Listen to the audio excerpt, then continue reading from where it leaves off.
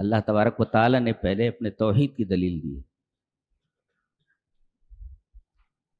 کہ ما خلقنا السماوات والارض وما بینہما الا بالحق واجل مسمى، ہم نے آسمانوں اور زمینوں کو اور آسمانوں اور زمینوں کے درمیان جتنی چیزیں ہیں سب کو بامقصد پیدا کیا ہے. اس کا مقصد ہے، ایسے ہی نہیں ہے.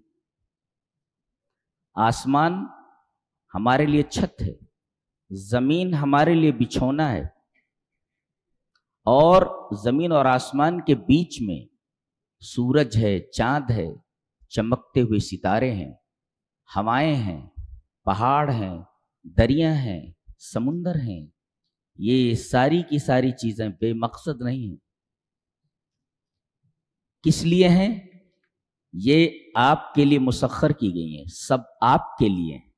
سورج نکلتا ہے تو آپ کے لیے، آپ کی کھیتیوں کو پکانے کے لیے، آپ کو روشنی دینے کے لیے.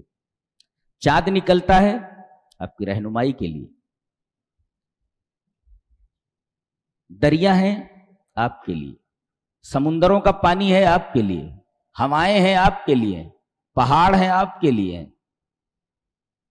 سوال یہ ہے کہ یہ کائنات کی ساری چیزیں آپ کے لیے ہیں تو آپ کس کے لیے ہیں؟ ایک منطقی سوال ہے. ساری چیزیں آپ کے لیے. سخر لکم ما فی السماوات والارض، اللہ تبارک تعالیٰ نے فرمایا زمین اور آسمان کی ساری چیزیں تمہارے لیے مسخر ہیں. سوال یہ ہے کہ یہ ساری چیزیں جب تمہارے لیے تو تم کس کے لیے ہو؟ تمہارا مقصد کیا ہے؟ یہ ساری چیزیں بامقصد ہیں، ان کا مقصد تمہاری خدمت ہے. سوال یہ ہے کہ یہ بامقصد چیزیں تمہاری خدمت میں لگی ہوئی ہیں تو تم بے مقصد ہو؟ سوال ہی پیدا نہیں ہوتا. اللہ نے فرمایا افحسبتم انما خلقناکم عبثا، کیا تم نے یہ سمجھ لیا کہ ہم نے تم کو بیکار پیدا کیا ہے؟ سوال کہ ساری چیزیں تمہاری لیے، ساری چیزیں تمہارے لیے، اور تم کس کے لیے؟ وما خلقت الجن والانس الا لیعبدون، تم اللہ کی عبادت کے لیے. سوال کر سکتا ہے کوئی بچہ کہ دنیا کی ساری چیزیں کس کے لیے؟ جواب ہمارے لیے. سوال پھر ہم کس کے لیے؟ جواب اللہ کی عبادت کے لیے. وما خلقت الجن والانس الا لیعبدون. اللہ تبارک تعالی نے اپنی توحید کی دلیل دی کہ زمینوں اور آسمانوں اور ان کے درمیان جتنی بھی چیزیں ہیں ان کی پیدائش کا ایک مقصد ہے. جی، وَأَجَلٍ مُّسَمًّى، اور یہ ساری چیزیں ایک متعین وقت تک کے لیے ہیں. جی، پھر ان ساری چیزوں کو ختم کر دیا جائے گا. اجل مسمى.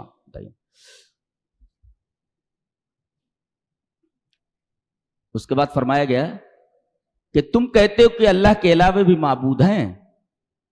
سوال کیا جا رہا ہے، سوال ہے قل ارأیتم ما تدعون من دون اللہ، ذرا بتاؤ کہ اللہ کے علاوہ جن کو تم پکارتے ہو، ارونی ماذا خلقوا من الارض، زمین سے انہوں نے کیا پیدا کیا ہے، ذرا بتاؤ. سوال پر اللہ نے فرمایا انبتوا اشجارا، درخت اگائے ہیں، اجرو انہارن، نہریں جاری کی ہیں،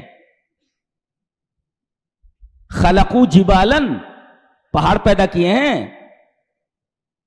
یہ ساری چیزیں جتنی زمین پر موجود ہیں ہر ایک کے بارے میں سوال یہی ہے کہ کس نے پیدا کیا ہے.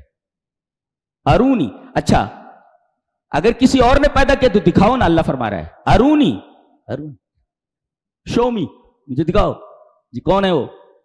ارونی ماذا خلقوا من الارض، پہلے یہ بتاؤ وہ لوگ کون ہیں جنہوں نے پیدا کیا ہے، وہ آئے میدان میں، اور انہوں نے کیا چیز پیدا کی ہے اس چیز کے بارے میں بتایا جائے.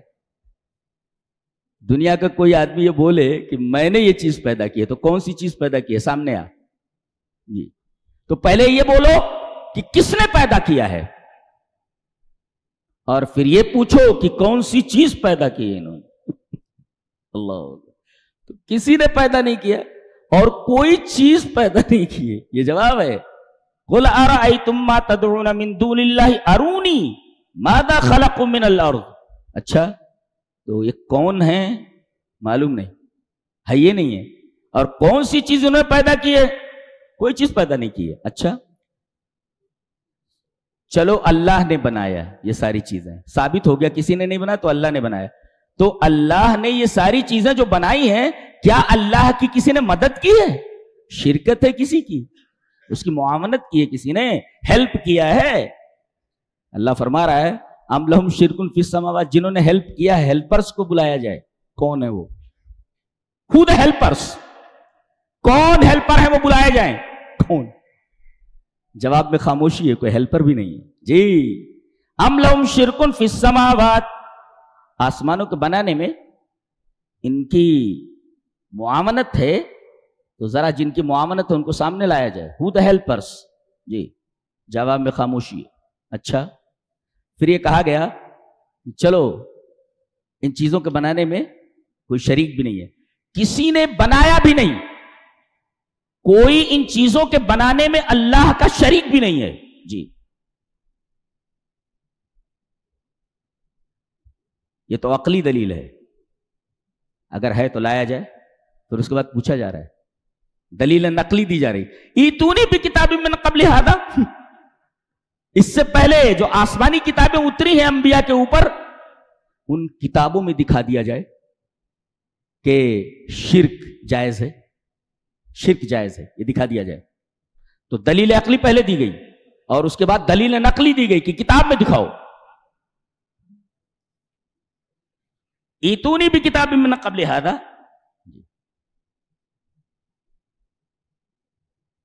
किसी किताब में दिखा दो।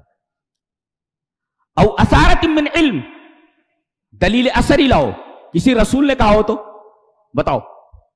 सारे रसूल जितने भी आए सबों ने सबसे पहला दर्स जो अपनी उम्मत के सामने रखा वो दर्स तौहीद का था और रद्द शिर्क का था। तो दलील असरी भी मौजूद नहीं है, मौरूसुम मिनर रुसुल, गोया दलील अकली भी मौजूद नहीं है शिर्क के इस बात में, और ना कोई दलील नकली मौजूद है, ना दलील असरी मौजूद है। गोया साबित यह हुआ कि शिर्क टोटली बेसलेस है, बेबुनियाद है। शिर्क के ऊपर कायनात में कोई दलील मौजूद नहीं है, न दलील अकली, न दलील नकली, न दलील मौरूसी, दलील असरी, कोई दलील मौजूद नहीं। साबित हुआ कि सिर्फ अल्लाह ही ने इस कायनात को पैदा किया है। तो लाजिम आया कि जिसने पैदा किया है इन चीजों को, इसके अलावा इन चीजों को कोई पैदा करने वाला नहीं, तो उसके अलावा कोई माबूद भी नहीं। यह उसका मंतकी नतीजा है जी। लो उसके बाद कहा गया वमन अज़ल्लु मिम्मन यदउ मिन दूनिल्लाहि मन ला यस्तजीबु लहू इला यौमिल क़ियामति वहुम अन दुआइहिम गाफिलून। अच्छा, उस आदमी से ज्यादा कौन गुमराह हो सकता है जो अल्लाह के अलावा ऐसे लोगों को पुकारे जो कयामत तक उसकी पुकार का जवाब न दे सकें। वहुम अन दुआइहिम गाफिलून, वो लोग उसकी पुकार से गाफिल हैं। कितनी अजीब बात कही गई कि अल्लाह को छोड़कर जिनको तुम पुकारते हो वो तुम्हारी बात सुन ही नहीं रहे हैं। अब तुम्हारी बात सुन ही नहीं रहे हैं तो कबूल कैसे करेंगे? इसलिए कि कबूल करने के लिए, इस्तेजाबत के लिए, इजाबत दुआ के लिए समय दुआ जरूरी है। अल्लाह फरमा रहे सुन ही नहीं रहे, तुम पुकार रहे हो उनको, ये सुन ही नहीं रहे। इसलिए कि दुआ के कबूल करने के लिए, तुम्हारा जवाब देने के लिए सुनना जरूरी है। इजाबत दुआ के लिए समाअत दुआ जरूरी है। जब समाअत दुआ है ही नहीं, दुआ सुन ही नहीं सकते, तुम्हारी पुकार सुन ही नहीं सकते, तो तुम्हारी मुराद पूरी कैसे कर सकते हैं? अल्लाह अकबर। ये बहुत प्यारी दलील दी गई तौहीद के ऊपर। उसके बाद